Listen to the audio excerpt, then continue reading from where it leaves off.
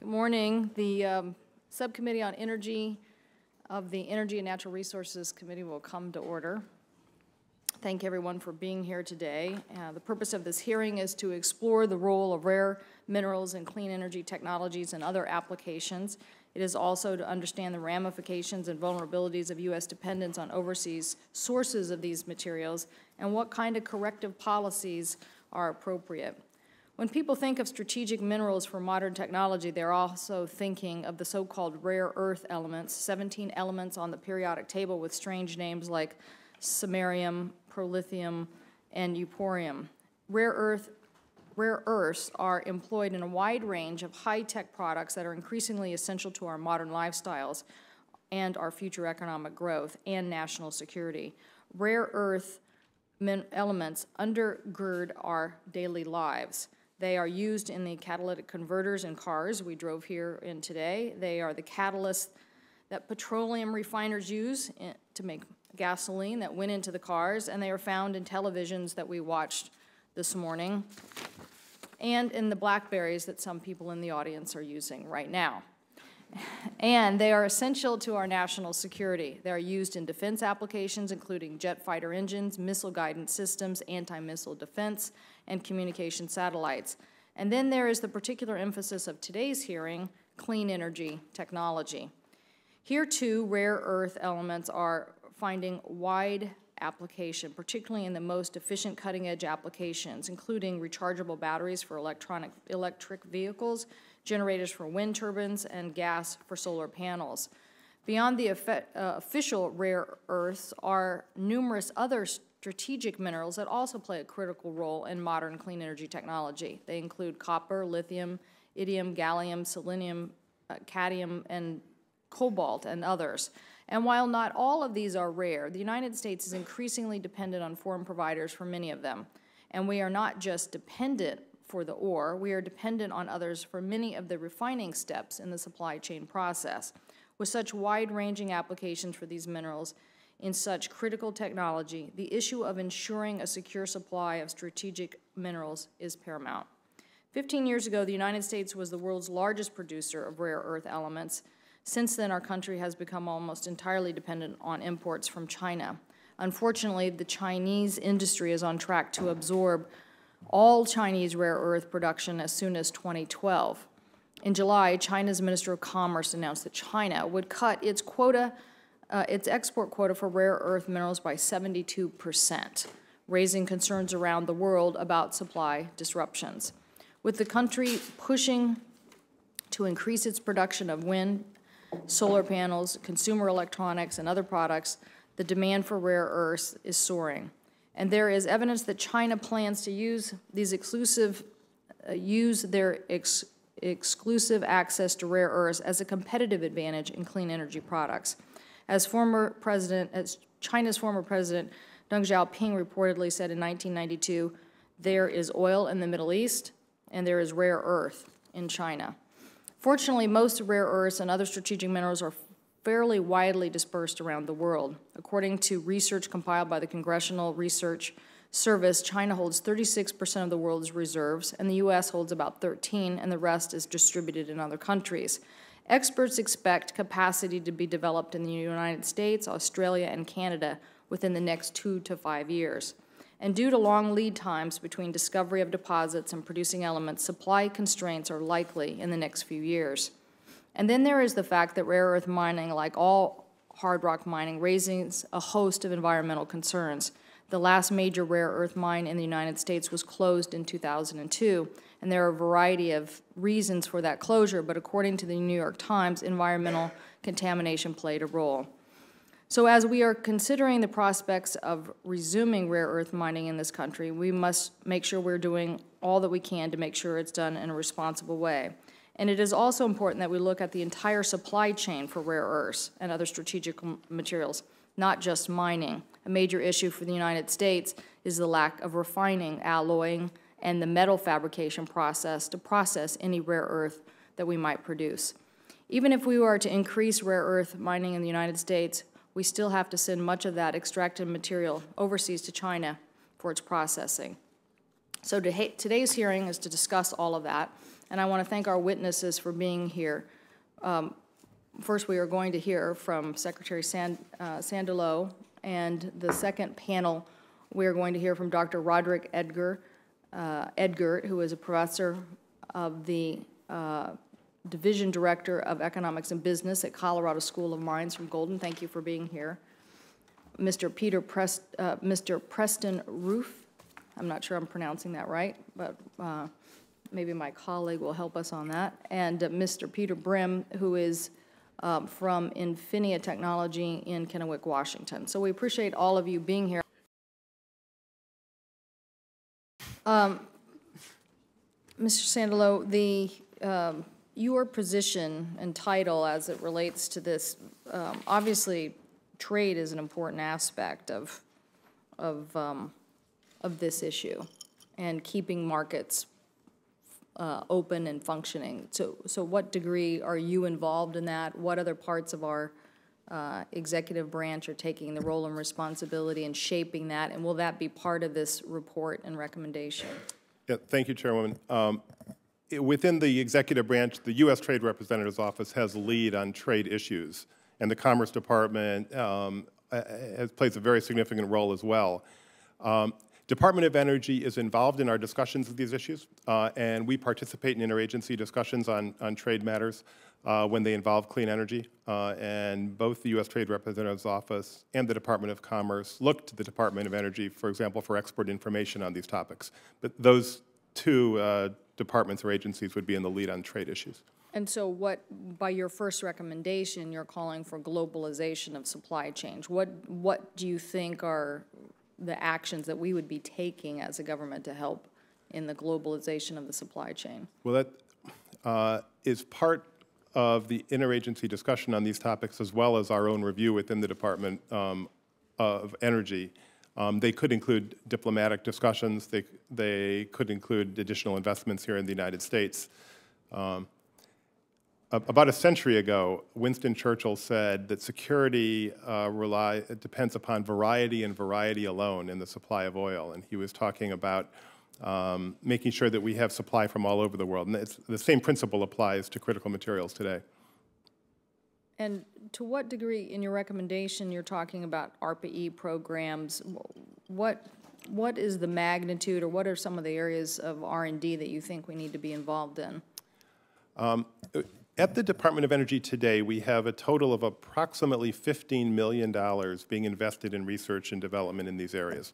That includes the ARPA-E program, as you just mentioned. It includes our science program. It includes our energy efficiency and renewable energy program. And the areas that have been the primary focus so far have been in magnets and looking at alternatives and more efficient use of these materials in magnets. There are a variety of other important applications and ways that research and development can make a difference here. And as part of our strategic review, we're looking at how to best prioritize our research and development in this area.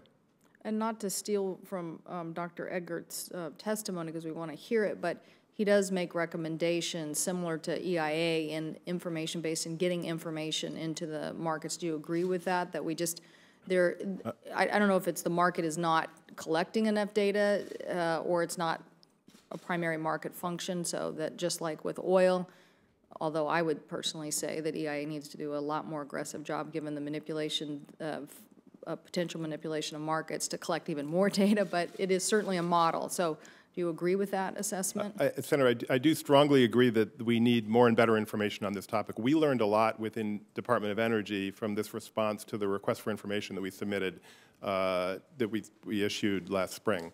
And so I think we need to find better ways to make sure that we are gathering the important information on this topic. As it escalates in importance, I think, I'm hearing on a bipartisan basis, everybody believes this is it's a very important issue, and we need to have the best information on it.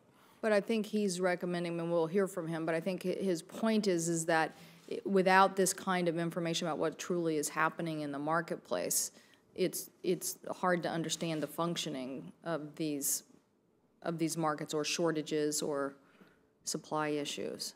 So yeah. Do you have any idea, will that be part of the recommendation, what kind of organization and the types of information? We just recently upgraded what EIA should be responsible for in collecting, so yeah. You it would be great if the agency would make a recommendation to us on the kinds of structure of this information and data collection. Thank you, Senator. It's certainly been one of the topics we're discussing, and I appreciate your input on this, and we'll reflect that as we move forward on the strategy. Okay, thank you. We're going to start with you, Dr. Eggers, if we could. On this issue, in your testimony, you talked about USGS Mineral Information Team or whatever group would be assigned for this information gathering should have greater authority and autonomy than at present. What are you thinking about? What are we trying to capture by giving them greater authority and autonomy? The National Research Council report in the committee that I chaired recommended that the minerals information function have the designation of it's either primary or principal statistical agency, which gives it the authority to require the submission of data that it requests. At present, the minerals information function is hampered by the voluntary nature of their requests or responding to their requests.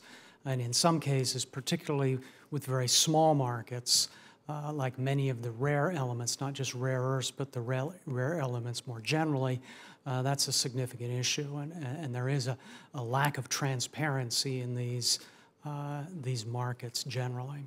So collecting all the information and requiring that so we can have a clear idea about the markets and the possible shortages. And the supply risks from a policy perspective. That's right. Okay. Yes. You also talked about pre-commercial activities by the federal government in R&D. Are there particular areas there that you think we need to focus on? There are areas both on the supply side and the demand side. I think on the supply side, research and development, especially related to recycling, is important. Earlier in the supply chain, research and development related to the processing of rare earth. If we're talking about rare earth ores and concentrates, where the principal challenge occurs at present in the production of rare earths. On the supply side, or on the demand side rather, it would be research related to primarily material substitution, material science sort of research. And is cobalt the key area there, or where do you think we need to be looking at substitution possibilities? It potentially could be in any of the elements that satisfy two conditions, subject to a high degree of supply risk, and also at present very difficult to substitute away from without losing functionality in the product. I mean, I would include rare earths in that. I would include cobalt in that list. I don't have a comprehensive list of elements in my mind, but it certainly would include both rare earths and cobalt and probably some others. Okay. And then just lastly on the foreign policy question, I mean, you obviously want us to be aggressive about making sure we have a level playing field, but you also talk about the lack of a diversified supply base domestically and foreign supply. Are there other things that we should be doing to encourage the larger global supply in addition to what we would do here to stabilize? I think is that what you meant by rather it is a lack of diversified supply, domestic and foreign, that leads to the supply risk? I guess that was part of my main point, that import dependence by itself need not be subject to supply risk, but it can be when there's geopolitical risk or concentrated supply. I think our primary responsibility certainly should be thinking about the domestic possibilities for production, but there may be opportunities for diplomatic initiatives associated with international developments. I guess I'm not thinking about our investing public funds in overseas. No, and I wasn't suggesting that either. I was just interested in where you thought obviously you could balance out, because the challenge in the next few years to deal with this from a supply chain perspective takes time. And so yes. I didn't know if there were other things that we could be doing in the short term to balance out the clout or the issues with China. So, Thank you. I wanted to go back to the recycling issue for a second. And Mr. Eggers, is there any, number, idea, concept about the recycling end of this and the potential for materials from recycling? The potential is large, but up until now, there has been very little recycling of rare earth elements, and most of the rare elements in the lists of elements in this category that one sees, largely because these elements are used in small quantities in much larger and bulkier products, and it's technically quite difficult to separate the rare earth element, for example, from the product in many cases. And so there needs to be work to improve the technical efficiency of recycling rare elements from products, and back at the product design stage in really designing for recycling. And so what do we need to do to get a sense of how big that potential or opportunity is? I guess it would start with information and look at the degree to which there are rare earths and other rare elements in our waste dumps. And I think at present we don't really know. Okay. Mr. Roof, the Moly Corp at Mountain Pass in California had some substantial environmental issues. I mean, they had leaks from waste pipe into their evaporated ponds. They broke the wastewater pipe when they were trying to clean out the mineral scale inside the pipe. The scale had above average levels of radioactivity from participated minerals and resulting in environmental contamination when the pipe burst. I mean, to make matters worse, they were on public lands. So this mine was closed in 2002 in part due to the environmental issues, the fact the mine had reached its capacity as well on wastewater ponds. And since that time, the operator has had to address these and other environmental and safety issues. How are the cobalt mine operations differing from the mining of rare earths, and how can we be assured that cobalt that you're hoping to produce won't cause the same environmental damage? Well, let's begin. The cobalt is not a radioactive element, and nor is it found with a predominant quantity of radioactive elements. So that isn't largely a concern. The major issues that have occurred in the past on historic mining properties where there is legacy contamination and ongoing cleanup are directly attributable to historic mining practices. For example, waste management is largely the greatest concern or greatest cause of contamination today at these legacy sites, and that was essentially because the removal of rock and the management of waste was nearly indiscriminate in its placement. It was a matter of convenience, whereas today's mining practices use very deliberate geochemical testing and monitoring programs, along with placement in specially engineered facilities to prevent those type of situations from occurring. Specifically, the Idaho Cobalt Project incorporates a series of different mitigation measures to mitigate against those sorts of risks. And those largely are in the modern design of the facility. And what about other rare earths and mining practices? Largely the same issues exist as far as the management of the mine wastes, where they're placed, how they're handled. And I can't speak specifically to some of the rare earth production facilities. I'm not familiar with some of the extraction techniques that are used to concentrate those ores. But largely it's focused in waste management for most mine operations. Well, I just was discussing with my colleagues here, obviously updating the 1872 mining law I think could be very helpful in making sure that we had good practices on the books. But Mr. Eggert or Mr. Brim, any other comments about mining practices and environmental safety? No?